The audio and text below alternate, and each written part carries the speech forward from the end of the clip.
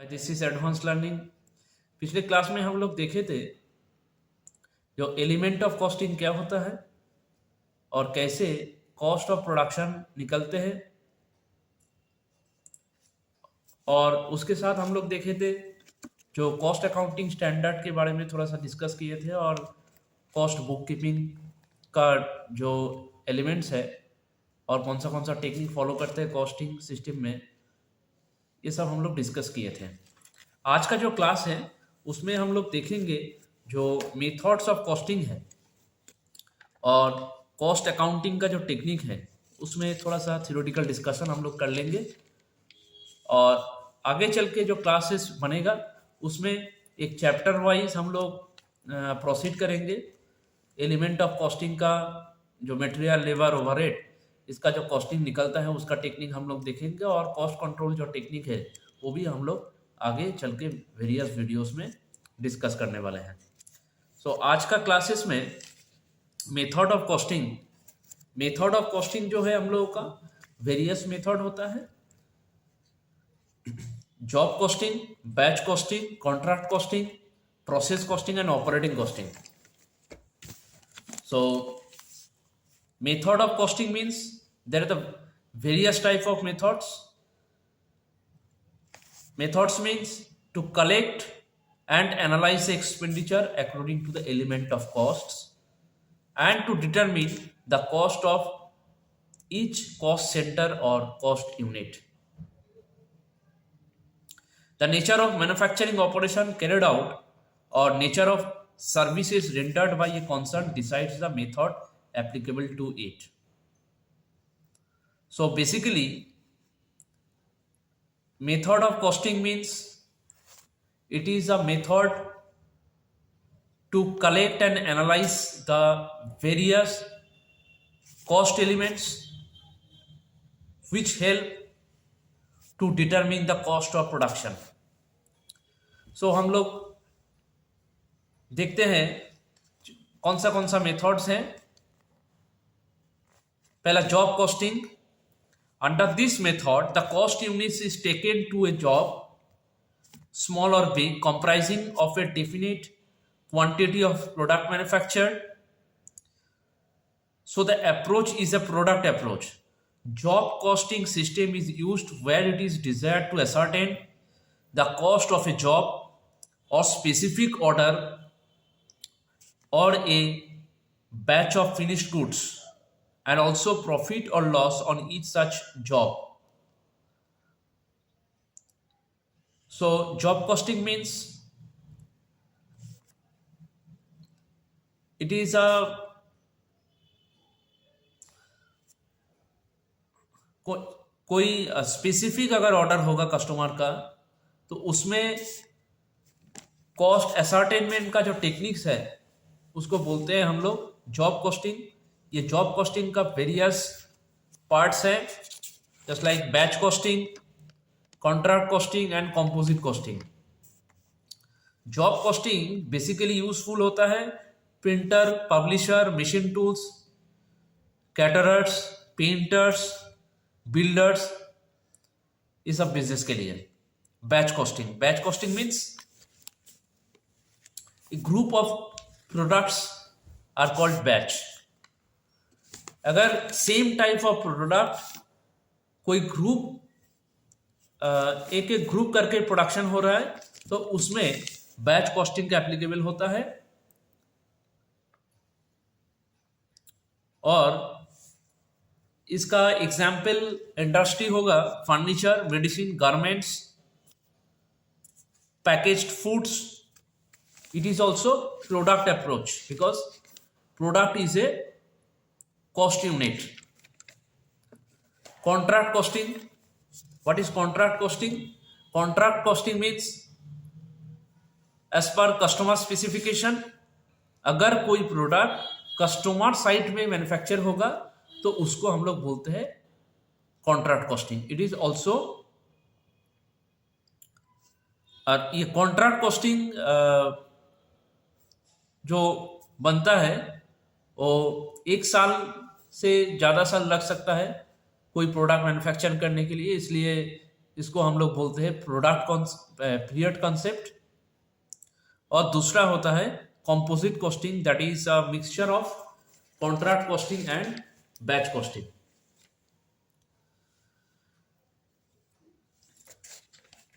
Costing tech जो methods है, ये पहला हो गया जॉब कॉस्टिंग का मेथड, और दूसरा है process costing. Process costing means अगर एक प्रोडक्ट मैन्युफैक्चर करने के लिए वेरियस टाइप्स ऑफ प्रोसेस में अगर वो फिनिश गुड्स में कन्वर्ट होता है, तो उसी कंपनी में प्रोसेस कॉस्टिंग का जो टेक्निक है वो एप्लीकेबल होता है। तो process costing basically are applied in the industry of chemical, cement, sugar, gas and electricity generating company, soap industries, etc. And also last and least costing method, that is farm costing technique.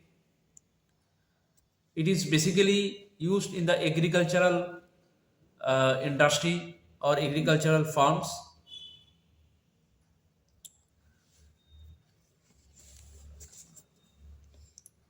So ये हो गया हम लोगों का method of costing.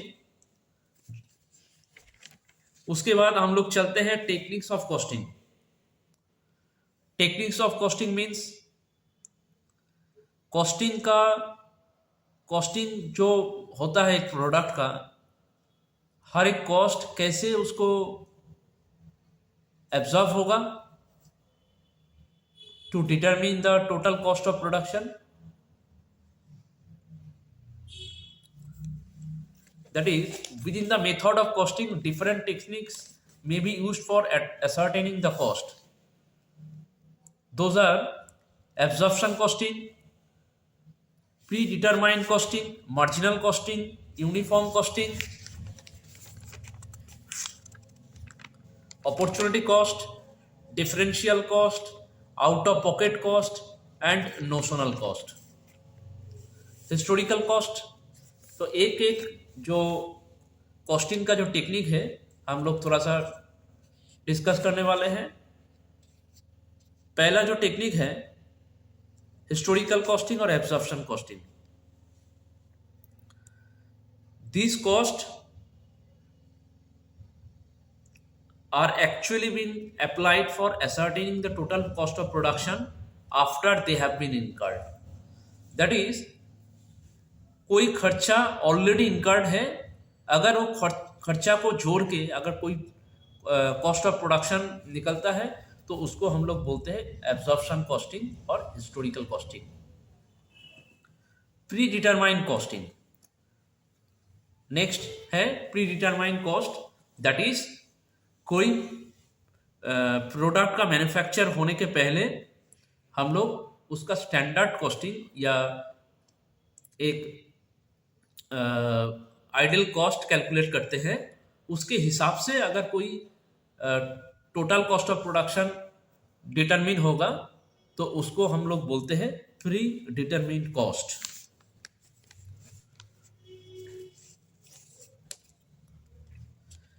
तीसरा हो गया marginal costing.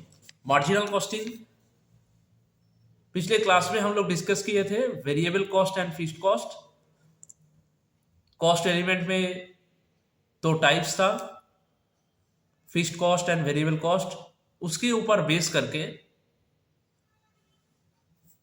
हम लोग मार्जिनल कॉस्टिंग टेक्निक अप्लाई करते हैं। मार्जिनल कॉस्टिंग टेक्निक में it is assumed that for 1 unit of extra production हम लोगों को जो एक्स्ट्रा खर्चा बियर करना पड़ता है उसको हम लोग बोलते हैं मार्जिनल कॉस्ट। मतलब variable cost which is also termed as relevant cost. तो ये कॉन्सेप्ट के ऊपर बेस करके अगर कोई प्रोडक्शन प्रोसेस में कॉस्ट ऑफ प्रोडक्शन कैलकुलेट होगा तो उसको बोलते हैं marginal costing technique. Uniform costing मतलब अगर सेम टाइप ऑफ इंडस्ट्री में क्या कॉस्टिंग टेक्निक फॉलो हो रहा है, उसके हिसाब से अगर कोई प्रोडक्ट का कॉस्टिंग कैलकुलेट होगा तो उसको हम लोग बोलेंगे यूनिफॉर्म कॉस्टिंग। उसके बाद हम लोग का नेक्स्ट टेक्निक है अपॉर्चुनिटी कॉस्टिंग और opportunity cost. Opportunity cost means अगर एक कंपनी के पास दो ऑप्शन है, वो कंपनी दो प्रोडक्ट मैन्युफैक्चर कर सकता है, that is A and B, and ये जो प्रोडक्ट है उस प्रोडक्ट को कंपनी डोमेस्टिक मार्केट में सेल कर सकता है, और बी जो प्रोडक्ट है उसको फॉरेन मार्केट में सेल कर सकता है। A company, this company also receives a order from foreign market, but generally they do not get any order from the foreign market. So they actually produce the domestic product. So when they receives the foreign market order, and which is very profitable product, company will jump into the profitable product to sell it in the foreign market.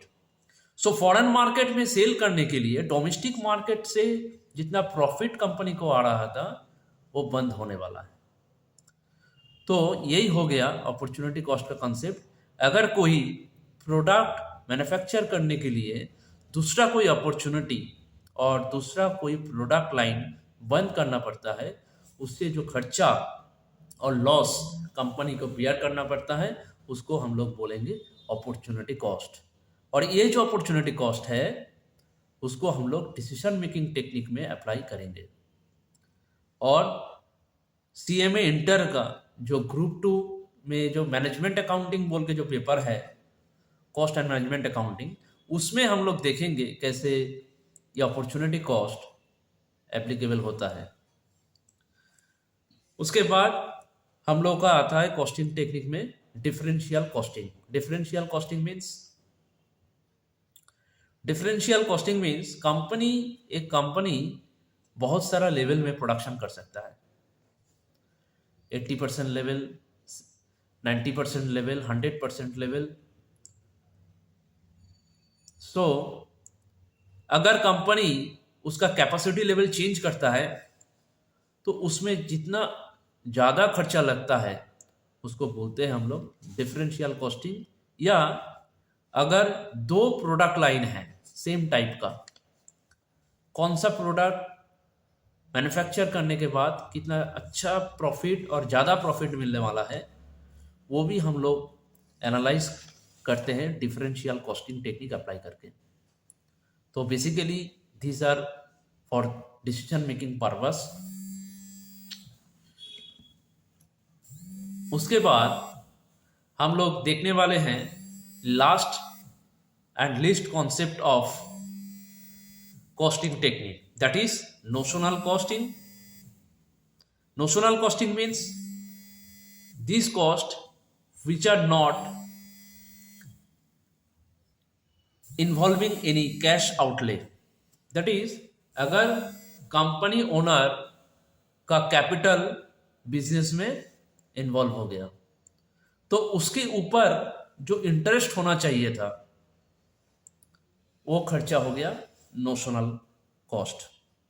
और दूसरा example देखें तो अगर company owner का खुद का जो building है उसमें ही फैक्ट्री बना है, तो फैक्ट्री का जो रेंट देना चाहिए था एज पर मार्केट रेंट, उसको हम लोग कहेंगे नोशनल रेंट। और वो भी डिसीजन मेकिंग में अगर कोई प्रोडक्ट का कॉस्ट असर्टेनमेंट होगा तो वो भी खर्चा इंक्लूड हो जाएगा।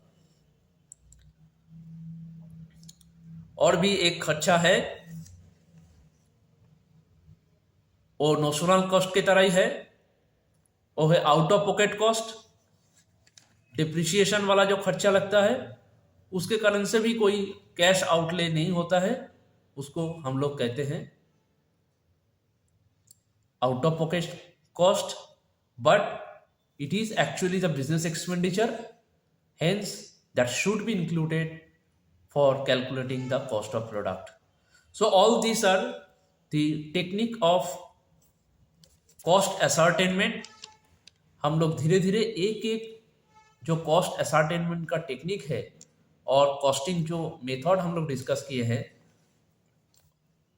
ये सब का हम लोग एक एक चैप्टर करके देखेंगे और डिस्कस करेंगे, और उसका जो रेलिवेंट प्रॉब्लम्स एंड सॉल्यूशंस है एग्जाम ओरिएंटेड, ये सब हम लोग डिस्कस करने वाले हैं अगले वीडियो में। तो अगर ये वीडियो अच्छा लगा तो लाइक शेयर कर दीजिएगा और इसको चैनल को सब्सक्राइब करके ज़्यादा से ज़्यादा स्टूडेंट लोगों के पास भेज दीजिए।